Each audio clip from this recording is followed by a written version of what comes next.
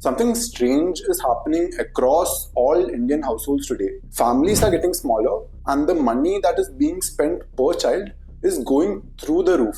One child today gets what four used to share in the past. And these are signs that it's not just a change in parenting or a parenting trend, that's an entire economy that's being rewritten. The reason why your grandparents had 5 to 7 kids was simple.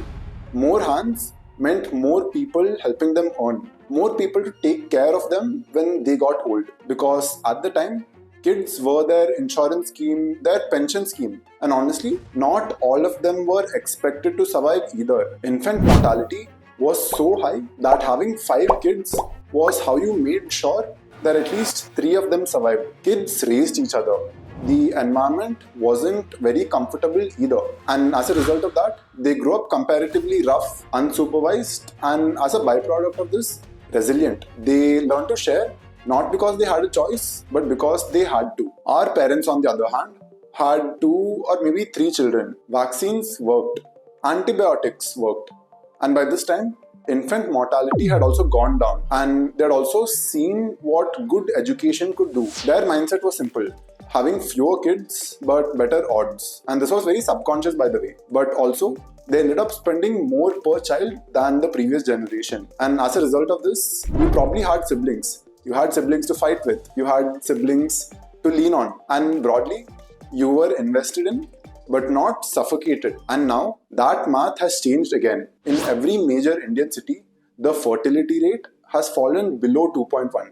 That's the replacement level, the number that you need just to maintain your population, and we're already below it. And this is as a consequence of a lot of economic progress.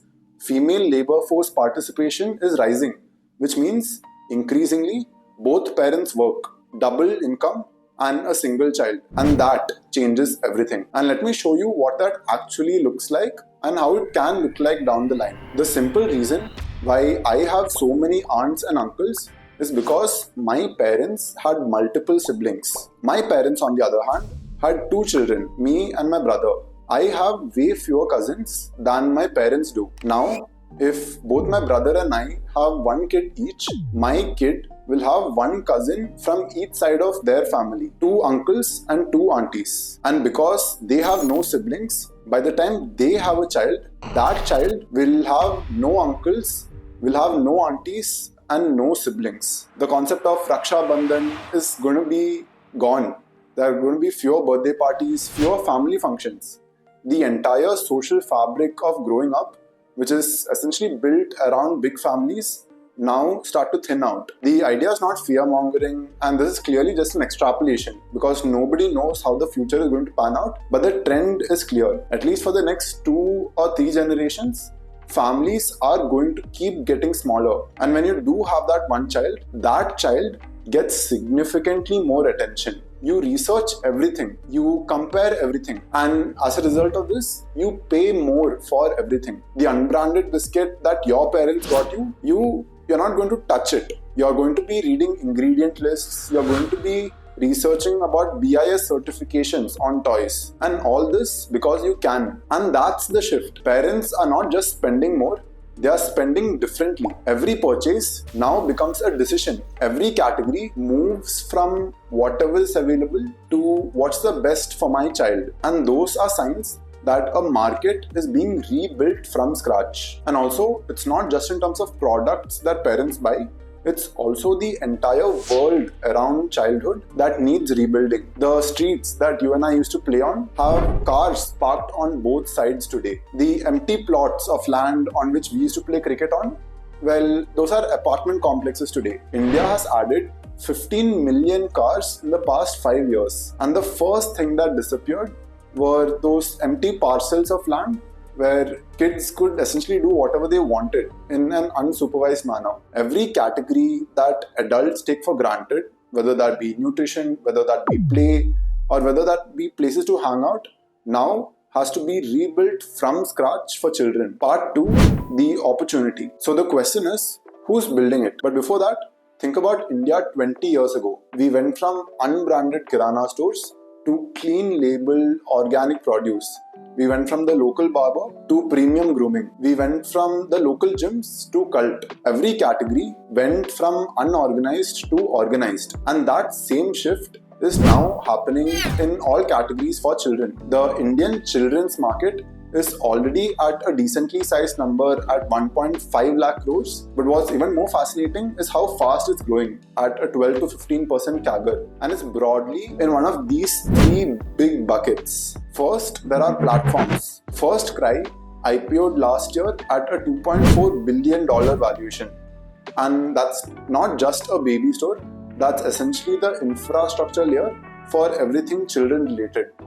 This is essential when parents shift from buying whatever is available at the local shop to researching, comparing, and then choosing. And for that, they need a platform. And FirstCry is that platform. And I'm not too sure how well it is doing as a business at a P&L revenue level. But at the same time, the fact that it is listed is an indicator on how and where the market is headed. And it's not restricted to only e-commerce. OZ, a quick commerce platform for example, got recently funded by RTP Global, is also a platform that builds entirely for baby and kids. So it's also tapping into the niche of quick commerce as a trend. And the second bucket, which is pretty obvious, is toys, which is 75% unorganized. Unbranded plastic toys, no safety certifications. And the government recently hiked the custom duties on Chinese toys, which went from 20% to 70%. They also made BIS safety standards mandatory. And as a result of this, the Chinese imports crashed 80% in a single decade, the 2010 to 2020 decade. And the ones that are filling this gap now are Indian startups. There are now multiple Indian startups building across categories like STEM toys, like DIY construction kits, handcrafted wooden toys, Montessori learning tools. All these categories didn't have a single Indian player in the past 5 years, but today they have grown to a point where a few of them are doing a north of 100 crores in revenue. And the last bucket is nutrition. Remember the days when you and I used to drink Bournvita as kids, which is essentially just sugar powder packaged as a healthier for you drink, which also spiked our glucose levels to make little kids like myself a little more addicted to sugar? Well, that's not happening anymore because nutrition has also gotten much better for kids. Clean label, no preservatives, and there are a bunch of companies that are doing a really good job at tackling the problem, where they are seriously looking to solve for nutrition and specifically for kids. Every single one of these categories have the same story. The shift happened for adults and now it's happening for children. Fewer kids, but more spend per child. And the parents too, they're not just settling for whatever is available. The child now is the primary consumer of the Indian household, and we're just getting started.